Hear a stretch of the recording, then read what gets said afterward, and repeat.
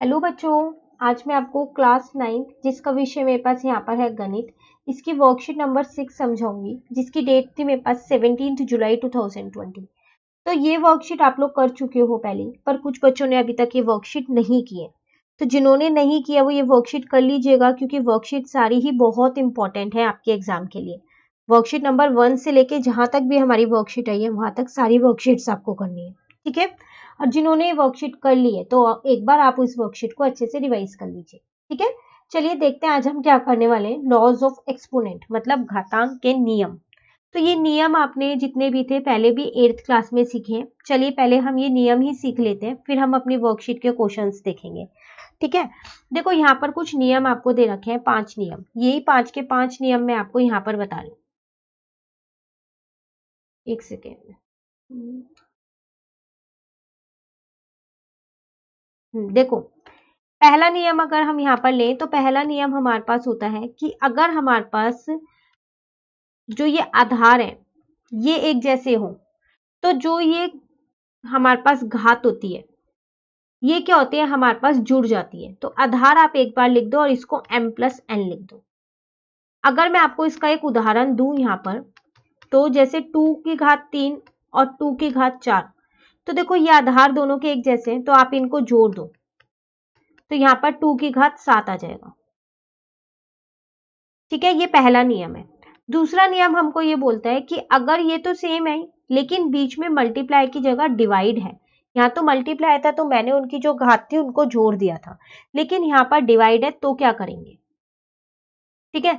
तो वही रहेगा, आधार तो एक ही बार आएगा। अब जो ये घात है ये माइनस हो जाएंगी, घट जाएंगी। जैसे अगर मैं आपको यहाँ पर उदाहरण दूं, एक 2 की पावर 4 और यहाँ डिवाइड लिखा 2 की पावर 3, मतलब 2 की घात 4 है और यहाँ 2 की घात 3 है। तो देखो आधार दोनों का एक जैसा है, तो आप क्या करो, इन घात को यहाँ पर घटा दो तो 2 की घात 1 आ जाएगा, ठीक है। तीसरा नियम हमको ये कहता है कि अगर ये आधार है, इस पे घात के ऊपर एक और घात है, इसको बोलते हैं घात के ऊपर घात, तो वो जो है वो गुना हो जाती है। जैसे अगर मैं आपको एक उदाहरण दूं यहाँ पर, 2 की घात 3 की घात 4, तो अभी हो जाएगा 2 की घात 3 इंटू 4, तो कितना हो जाएगा 2 की घात 12, ठीक है। उसके बाद फोर्थ नियम आपको ये बोलता है कि अगर कोई भी आधार हो, अगर उसकी घात 0 हो तो वो हमेशा 1 हो जाता है। जैसे अगर मैं आपको एक उदाहरण यहाँ पर दूं कि 5 की घात 0, तो वो मेरा 1 हो जाएगा। अब यहाँ पर आधार कुछ भी हो सकता है, अगर उसकी घात 0 है तो वो 1 होगा ही होगा, ठीक है।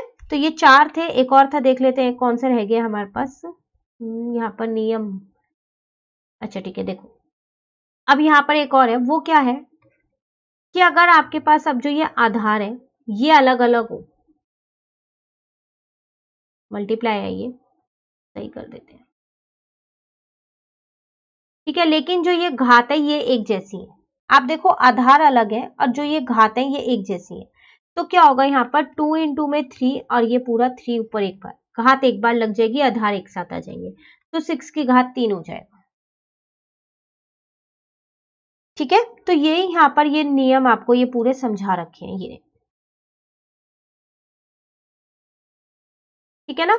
अब ये आप आसानी से भर सकते हो, ये सारे नियम मैंने आपको समझा दिए। देखो यहाँ पर आधार एक जैसा है, तो घात को क्या करोगे, आप जोड़ दोगे तो 17 की घात 7 आ जाएगा, ठीक है। ये घात के ऊपर घात है तो क्या होता है, गुना होता है, मल्टीप्लाई कर दो इसको तो 5 की घात 14 आ जाएगा, ठीक है। अब ये लिखा है, देखो ये जो आधार है एक जैसे हैं तो घात जो है जब एक जैसे होते हैं और बीच में डिवाइड है तो क्या हो जाती है, माइनस हो जाती है, तो 10 माइनस 4, तो 10 की घात 6 आ जाएगा, ठीक है। अब देखो यहाँ आधार एक जैसी नहीं है लेकिन घात एक जैसी है, तो आधार को एक साथ लिख लो और घात एक बार लगा दो तो 15 की घात 4 आ जाएगा, ठीक है ना। अब देखो यहाँ पर आधार ये है और घात 0 है, जिसकी भी घात 0 होती है वो हमेशा 1 हो जाता है, ठीक है ना। चलिए ये तो हो गया। उसके बाद यहाँ पर हमसे कह रहा है दो चीजें और हमको यहाँ बता रहा है, यह हमें एक और नियम का पता चला, वो क्या, ये रूट वाले आपको आते हैं। जैसे कि अगर मैं यहाँ लिखूं ना √2, तो क्या हर बार रूट जब भी हम इसका वर्ग करेंगे तभी हटेगा, √2 का वर्ग करूंगी तो 2 आ जाएगा, उसके बिना क्या हम रूट नहीं हटा सकते? हटा सकते हैं। कैसे? देखो इस वाले के अंदर कुछ भी नहीं लिखा जहां मैंने डॉट लगाया, तो इसको हम ये लिख सकते हैं 2 की घात 1/2। लेकिन अब अगर मैंने इसके अंदर यहां पर 3 लिख दिया, तो अब इसको लिखेंगे 2 की घात 1/3, क्योंकि अंदर 3 लिखा है। जब कुछ भी नहीं लिखा होता ना तो यहाँ पर 2 होता है, ठीक है, वरना जब कुछ लिखा होता है तो वही लिखते हैं। जैसे अगर आप यहाँ देखो √7 है, तो आप इसको 7 1/2 लिख सकते हो, 7 की घात 1/2। लेकिन यहाँ पर इसके अंदर रूट के अंदर 3 है, तो 11 की घात 1/3 आएगा। अब देखो यहाँ पर रूट में भी और बाहर भी घात लगी है, रूट के अंदर नहीं बाहर लगी हुई है, तो कैसे करेंगे? देखो 5 रूट हटेगा तो 1/2 आएगा, और उसके ऊपर एक और घात है मेरे पास 3। अब ये तो घात के ऊपर घात हो गया जो अभी हम ऊपर करके आए हैं, तो इसका मतलब क्या हो जाएगा? 5 गुना कर दे तो 1/2 इंटू में 3, तो कितना आ जाएगा? 5 3/2। ठीक है, ऐसे ही इसको करेंगे तो 13, इसकी रूट हटने की घात आएगी 1/3, और बाहर 5 पहले से ही था, घात के ऊपर घात है तो गुना कर दिया, तो 13 5 की घात 5/3, ये मेरे पास घात आ गई। ठीक है, तो यहां तक आपको समझ में आ गया। चलिए आगे देखते हैं। अब तो ये वही है, आप इनको जोड़ के लिख सकते हो, ये हम क्वेश्चन में ही कर लेते हैं। यहाँ आपसे कह रहा है अब आप प्रयास कीजिए। देखो दोनों के आधार एक जैसे हैं, तो इनकी घातों को क्या करेंगे? जोड़ देंगे। जोड़ देंगे ना इनकी घात को, तो 1/3 प्लस 2/3, ध्यान रखिएगा घात ऊपर ही लिखनी है, तो ये आ जाएगा मेरे पास 3। अब 1 में 2 प्लस करेंगे 3, तो 3/3, ये घात है 3/3, कट किया तो 1 आ गया, तो 3 की घात 1 मेरा आंसर आ गया। ठीक है, इसमें देखो घात के ऊपर घात है तो गुना कर देते हैं 1/5, तो 3 1 जा 3, और नीचे का 5 ऐसी है, तो ये 5 की घात कितनी आ गई? 3/5 आ गई। ठीक है, अब देखो यहाँ पर आधार एक जैसे हैं, अब बीच में डिवाइड है, तो घात क्या होंगी? माइनस हो जाएंगी।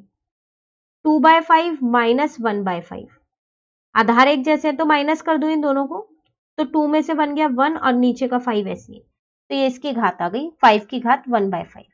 ठीक है, लास्ट रह गया। देखो यहाँ पर आधार एक जैसे नहीं है पर घात एक जैसी है, तो आधार को एक ब्रैकेट में लिख लो और घात एक ही बार लगा दो, तो ये आ गया मेरे पास 6 की घात 1/9।